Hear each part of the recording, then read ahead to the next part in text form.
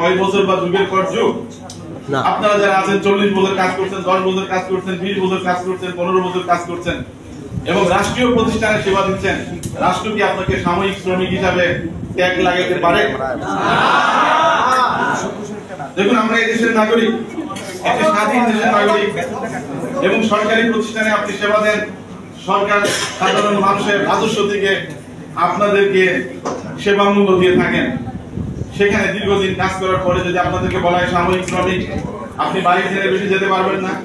আপনার কোনো উৎসব ভাতা, বোনাস ভাতার বিষয়ে কিছু বলা থাকবে না, আপনার কোনো ছুটির বিষয়ে বলা থাকবে না, সাকুল্যের বেতনের মধ্যে কতটুকু কাটবেন, কতটুকু দিবেন, কিছু উল্লেখ থাকবে না। এটা কি কোনো নীতিমালার পর্যায়ে পড়ে? একটি নীতিমালা কি? নীতিমালাটাকে আমরা কিভাবে বুঝি? একটি নীতিমালার একটা গাইডলাইন। সেই গাইডলাইনে আপনি কোথায় ঢুকবেন, কি করবেন, কিভাবে বাইরে হবেন, প্রত্যেকটা বিষয়ে সুনির্দিষ্টভাবে উল্লেখ থাকতে হবে। এখানে কি সেইটার কোনটার উপস্থিতি আছে? উপরন্তু কি করা হলো, শ্রমিকের সংজ্ঞায় আপনাদেরকে বাংলাদেশের প্রচলিত আইনে যে শ্রমিকের সংজ্ঞা আছে, বাংলাদেশে যে লেবার ল আছে, বাংলাদেশে সেই লেবার ল, সেই শ্রমিকের সংজ্ঞার মধ্যেও আপনি পড়লেন না। দেখুন, আমরা স্বাধীন দেশের নাগরিক, আমাদের একটা কনস্টিটিউশন আছে, আমাদের একটা সংবিধান আছে। সংবিধানে আমার নাগরিকের অধিকারের কথা বর্ণিত আছে এবং রাষ্ট্র সেই অধিকারগুলো পরিপালন করতে বাধ্য। সরকারি অফিসে আপনি আমাকে নিয়োগ দিবেন, এই নীতিমালার সব থেকে আশ্চর্য যে বিষয়গুলো সেখানে বলা হয়েছে 2025 সালে আউটসোর্সিং নীতিমালায় যে কাজগুলো আছে সেই কাজগুলো আপনাদের কি যে করানো যাবে না। দেখুন, দীর্ঘদিন আপনাদের সাথে কাজ করার অভিজ্ঞতায় আমি বলতে পারি 2025 সালে আউটসোর্সিং নীতিমালায় যদি কোনো কাজের মধ্যে আপনাদেরকে না আসে, তাহলে আপনাদের কাজটা কি? আপনাদের কাজটা কি? আপনি একটা অফিসে যাচ্ছেন, আপনাদের তো বুঝতে হবে। আপনি যখন ডোমেস্টিকে কোনো মানুষকে কাজে নিয়োজিত করেন সাময়িকভাবে, তখন তো তাকে বলেন যে তোমার কাজ এই 2টা অথবা এই 3টা, এই জন্য এই টাকা প্রাপ্ত হবে। সবাই তো আমরা এই বিষয়টাতে অভ্যস্ত। তো আমার কাজটা কি? আপনারা যখন কোনো বাদ না পারি যে আমার কাজটা কি, তাহলে অফিসে গিয়ে এক অফিসার আমাকে একদিকে পাঠাবেন, তো আরেকদিকে লাইন এর পারফেক্ট বাইরে বলের মতো যদি একটা সরকারি অফিসে আমি যাই, তাহলে আমার কনস্টিটিউশনাল রাইটটা কোথায়? সংবিধান তো বলেছে প্রত্যেকের শ্রমের অধিকার থাকবে, প্রত্যেকের নাগরিক অধিকার থাকবে, আইন অনুযায়ী প্রত্যেকের সাথে সমান আচরণ করতে হবে। এটা কি সমান আচরণ হলো? সমান আচরণ হলো না। সুতরাং আমরা মনে করি যে এই 25 সালের এই যে নীতিমালা, যেটা 2003 সালের নীতিমালাটাকে আরো সংস্কার করা হলো, এই নীতিমালা প্রণয়নের সাথে যারা জড়িত ছিলেন অবশ্যই তাদেরকে এই বিষয়গুলো গভীরভাবে দেখতে হবে।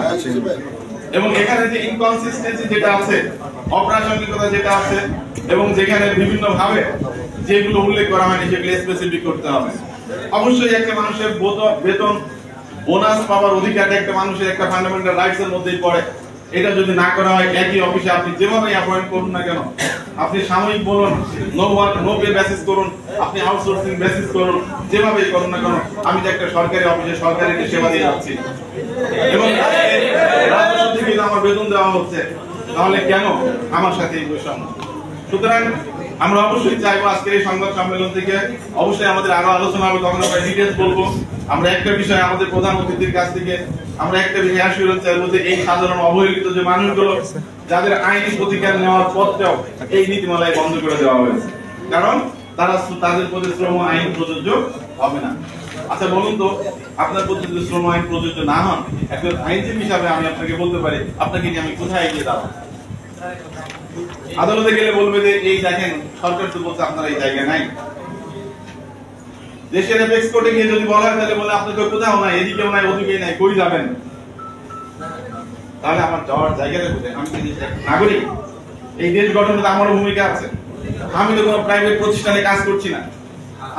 রাষ্ট্র তো কোনো প্রাইভেট প্রতিষ্ঠান না। রাষ্ট্রের একটা ওয়েলফেয়ার স্টেট কি করবে? রাষ্ট্রের নাগরিকদের সুযোগ সুবিধা বৃদ্ধি করবে, সুযোগ সুবিধা প্রদান করবে এবং সেইগুলো নিশ্চিত করার ব্যবস্থা গ্রহণ করবে। সুতরাং রাষ্ট্র যদি সুযোগ সুবিধা কার্টেল করে দেয়, সুযোগ সুবিধা সংকুচিত করে, আইন করে, নীতিমালা করে, সেটি অবশ্যই গ্রহণযোগ্য নয়। সুতরাং এই নীতিমালাটা কোনোভাবেই আমার শ্রমিক ভাইদের স্বার্থ রক্ষা করে না।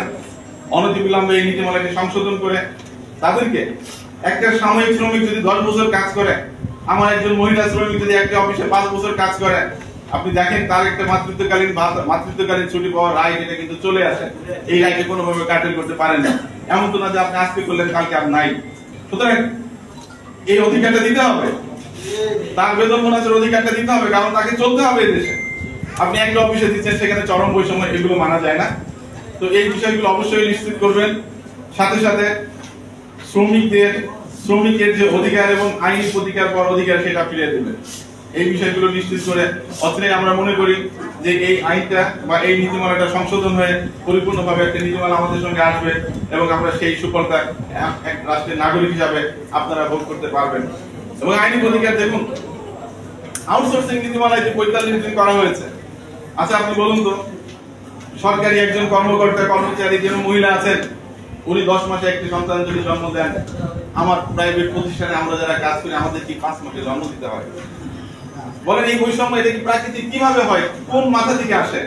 যেখানে শ্রম আইনে পরিষ্কার ভাবে বলে দেওয়া হয়েছে আগে এবং পরে মিলে 120 দিনের ছুটি পাবেন, এবং এখানেও সরকারি প্রতিষ্ঠানে যারা চাকরি করেন তারা 180 দিনের ছুটি পেয়ে থাকেন।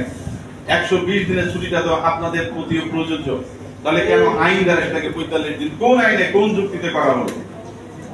এবং আপনারা শুনে খুশি হবেন, এই বিষয়টাকে আমি ইতিমধ্যে আদালতে চ্যালেঞ্জ করেছি এবং আশা করি আমরা আইনি লড়াই